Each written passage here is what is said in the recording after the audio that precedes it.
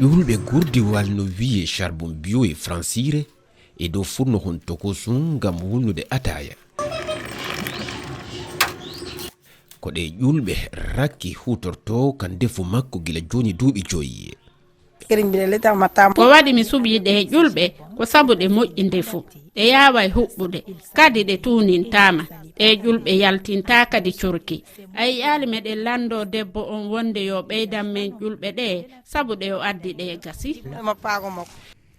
ɗe ƴulɓe gurdiwal koye huɗo gawri yorko ko rewɓe hocci e nder gese to wuro Guéɗé nokku heedirɗo e Dakar fodde kilométraji 150 funnago lamorgo Sénégal. huɗo ko waɗa e nder ɓulli jamdi sunna ɗon hadde mum lilede lesnange ɗe ƴulɓe ko wallayde haɓude cumul ladde e soppuru laddeji.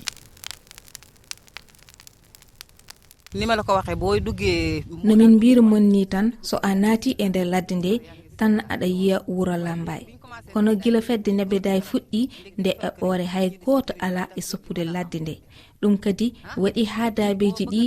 keɓi ko ɗi ñaami gila nden miɗen gollude min kocca huɗo ko e geseli amen ngam moƴƴinde ƴulɓe ɗum waɗay ha sopporo e cum ladde usto. ko yawti ɗum ko huɗo sunna ko nawete e ngal gollorgal ɗon ɗo ko jillidirte e loope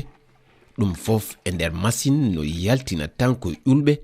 ɗe Raky Sarr liilata e lesnange balɗe 3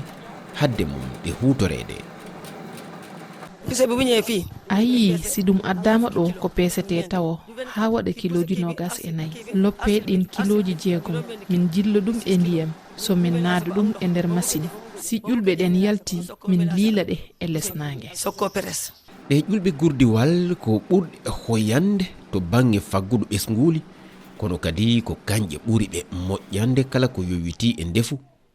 ko ɗe ƴulɓe awoɓe wuro Toubacouta ɓurta hutorade kono tan yimɓe ɓe gaynari taw andande nafa ɗe ƴulɓe ɗum no tawa e caɗele tengtuɗe ɗe fedde nde wona lamuyankore wiyetende neɓedayi joɗinde to Toubacouta ballitonde pelle rewɓe kewɗe e nder diwan Fatick to wurdu Sénégal andi safrude.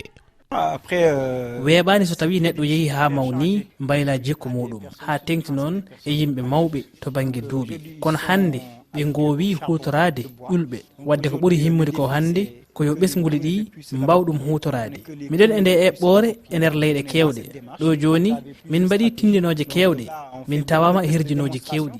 kono ɓesguli e heɓɓe nde eɓɓore keɓani taw fama muya